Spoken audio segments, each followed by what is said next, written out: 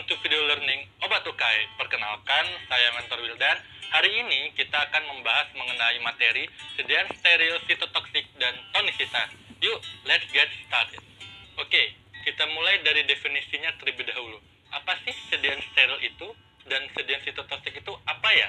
Nah, sediaan steril adalah sediaan terapeutik yang bebas mikroorganisme, baik vegetatif atau bentuk sporanya, baik yang patogen maupun non-patogen. Sedangkan sediaan sitotoksik yaitu sitotoksik, racun terhadap sel, dapat menghambat pertumbuhan sel. Dengan kata lain, sediaan sitotoksik itu adalah sediaan yang bersifat karsinogenik, mutagenik, dan teratogenik. Dan kita bisa terpapar melalui inhalasi, absorpsi, maupun juga dari saluran pencernaan. Nah, untuk prosedur pembuatan sediaan ini, kita bagi atas dua ya, yaitu ada sediaan injeksi steril non-sitotoksik, dan juga ada sediaan steril dan jelas sitotoksik ya. Nah, untuk yang sediaan non-sitotoksik, prosedur personilnya yaitu wajib menggunakan APD atau alat pelindung diri, kemudian melakukan dekontaminasi dan desinfeksi, lalu juga menghidupkan LAF-nya atau laminar airflow, lalu juga kita siapkan kantong buangan sampah, dan juga sarung tangan kita desinfeksi terlebih dahulu. Sedangkan untuk sediaan steril sitotoksik, sama seperti yang non-sitotoksik, bedanya adalah kita akan menggunakan BSC atau Biosafety Cabinet, yaitu kita nyalakan terlebih dahulu Biosafety Cabinet selama 5 menit sebelum kita gunakan, dan kita dekontaminasi dan desinfeksi si BCS-nya. Nah, untuk sarana dispensingnya sendiri, ada beberapa yang harus kita siapkan untuk memproduksi sediaan steril, baik yang sitotoksik maupun juga yang non-sitotoksik. Yang pertama adalah kita harus memiliki AHU atau Air Handling Unit, terus juga kita harus memiliki ruangan yang bersih, dan kita wajib memiliki BCS yang saya sebutkan sebelumnya, yaitu Biosafety Cabinet, dan juga CDSC atau Cytotoxic Drug Safety Cabinet, dan juga APD, wastafel, dan passbox. Nah, kriteria ruangan dispensing ini ada beberapa parameter. Nah, seperti tabel di bawah ini, teman-teman bisa lihat bahwa yang pertama kali kita perhatikan adalah kebersihan ruangan, terus juga jumlah dan ukuran partikel, suhunya, kelembapan, tekanan, pertukaran udara, dan fasilitas tambahan.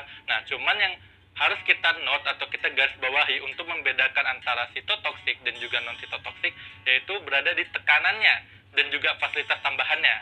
Jika sitotoksik, dia itu menggunakan tekanan yang negatif, sedangkan untuk yang non-sitotoksik, kita menggunakan tekanan yang positif. Kenapa seperti itu?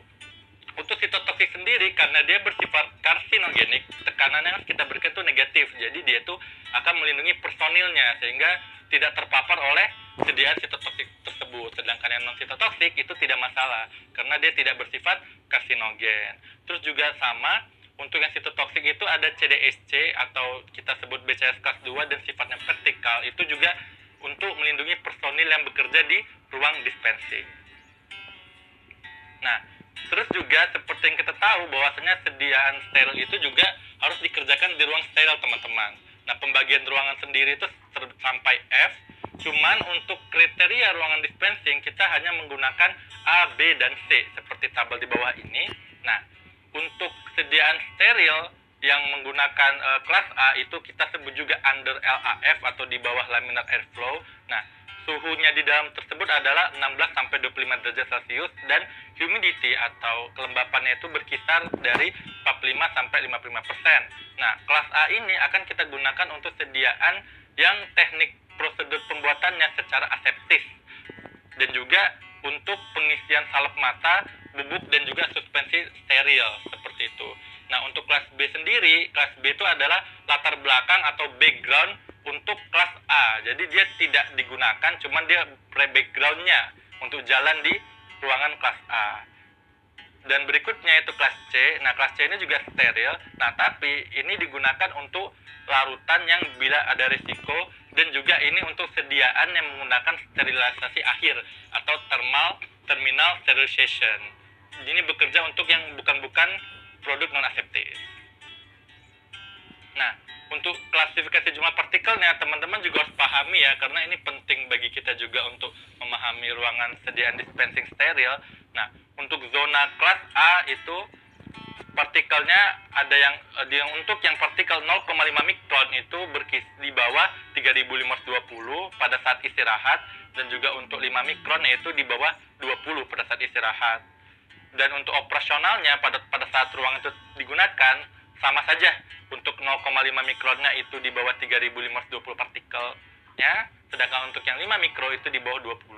Nah, untuk kelas B itu sama seperti kelas A, cuman bedanya pada saat dia at rest atau istirahat, untuk 5 mikronnya itu adalah 29, sedangkan untuk pada saat operasionalnya jauh lebih tinggi, yaitu di 0,5 mikronnya itu 352.000 di bawah 352.000, dan untuk yang 5 mikronnya itu di bawah 2.900. Sedangkan untuk kelas C, nah pada tahap istirahat atau at rest itu 0,5 mikronnya itu di bawah 352.000, dan untuk 5 mikronnya itu di bawah 2.900, sedangkan operasionalnya jauh lebih tinggi ya teman-teman, yaitu untuk 0,5 mikron di bawah 3.520.000, sedangkan untuk yang 5 mikron itu di bawah 29.000. Dan untuk D dan E kita tidak akan bahas ya, karena itu bukan bagian dari sediaan sterilnya.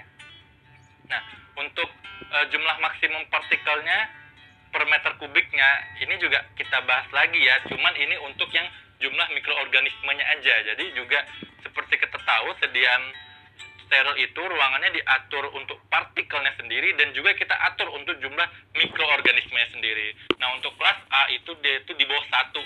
Nah, kalau di bawah 1 itu berarti 0 ya teman-teman, atau tidak ada mikroba di sana. Sedangkan untuk B itu di bawah 10, sedangkan untuk C itu di bawah 100. Nah, untuk proses metode sterilisasi sendiri itu ada banyak. Kita akan pilih sesuai dengan banyak pertimbangan, dan akan saya jelaskan satu-satu. Yang pertama itu cara panas. Cara panas itu terbagi atas dua, yaitu ada panas basah dan juga panas kering. Bedanya apa sih? Nah, bedanya itu di suhunya dan juga di waktu sterilisasinya. Nah, untuk panas basah atau autoclave itu prinsipnya adalah kita akan sterilisasikan produk itu dengan panas menggunakan suhu 121 derajat Celcius selama 15 menit. Dan ini kriterianya untuk zat aktif yang tahan panas dan juga tahan air atau tahan suatu kelembapan. Sedangkan untuk panas kering itu suhunya jauh lebih tinggi, yaitu sekitar 180 derajat Celcius, dan lebih lama, yaitu sekitar 2-3 jam. Sama seperti yang panas basah, cuman bedanya adalah panas kering kita gunakan untuk yang tidak tahan kelembapan. Nah, berikutnya adalah sterilisasi menggunakan penyaringan atau bakteri filter, ya ini untuk sediaan-sediaan aseptis, atau sterilisasinya itu tidak menggunakan panas seperti itu, yaitu prinsipnya adalah penyaringan menggunakan membran filter dan dilakukan di bawah kelas A atau laminar airflow. Nah, ini untuk yang tidak tahan panas dan juga tidak tahan kelembapan. Lalu ada teknik sterilisasi lain yang juga kita bisa gunakan selain 3 di atas, yaitu dengan menggunakan gas dan juga dengan menggunakan radiasi. Untuk gasnya sendiri yang paling umum digunakan itu adalah etilen oksida, formaldehid, propilen oksida, dan juga klorin oksida. Nah, ini prinsipnya adalah kita akan paparkan gas atau uap untuk membunuh mikroorganisme dan sporanya pada sediaan yang kita ingin sterilkan. Nah, ini juga zat aktifnya itu tidak tahan panas, namun metode ini tidak banyak digunakan karena membutuhkan waktu yang lama dan juga harganya tidak efisien atau mahal. Dan juga ada kemungkinan tersisa residu gasnya itu sendiri. Dan untuk radiasi sendiri, yaitu kita menggunakan sinar gamma yang bisa membunuh mikroorganisme dan juga germisidanya. Nah, seperti itu. Nah, setelah kita tadi membahas terkait sediaan steril dan sitotoksik, kita lanjut ya ke materi berikutnya, yaitu tentang tonisitas. Nah, apa sih itu tonisitas? Yaitu suatu ukuran konsentrasi larutan yang berdampak pada kemampuan larutan dan memvariasikan ukuran dalam dan bentuk selnya. Jadi ini adalah larutan-larutan tonisitas. Nah, itu kita bagi atas 3.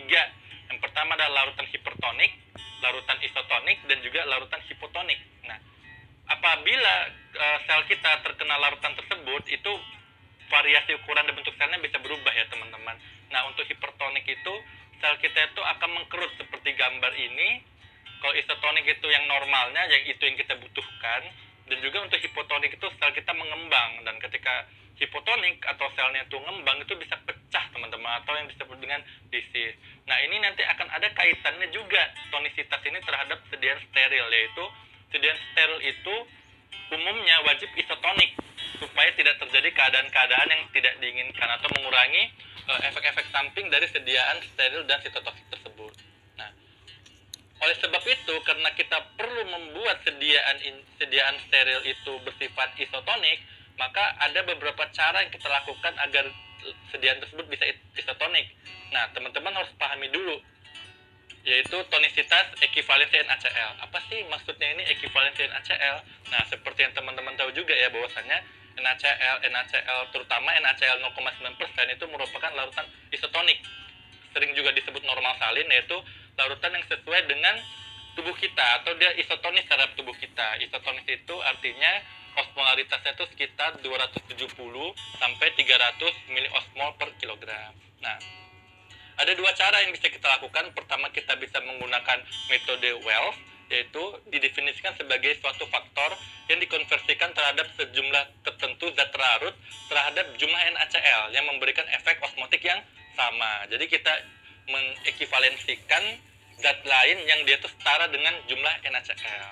Nah, rumusnya teman-teman bisa lihat di sini, yaitu metode 2 itu adalah L sama dengan I dibagi C, dan ekivalensi itu sendiri adalah 17 dikali L dibagi M, dengan catatan L itu adalah turunnya titik beku dan I itu adalah turunnya suatu titik beku larutan akibat zat terlarut, lalu C adalah konsentrasi molar zat terlarut, sedangkan E itu adalah ekivalensi NaCl, dan M itu merupakan berat molekul zat terlarut tersebut. Nah, ini nanti akan kita cari untuk mendapatkan ekivalensi suatu larutan terhadap NaCl. Lalu yang kedua ada metode L-iso ya, dapat digunakan untuk menentukan nilai ekivalensi dan juga delta T. Ya, delta T perubahan temperatur.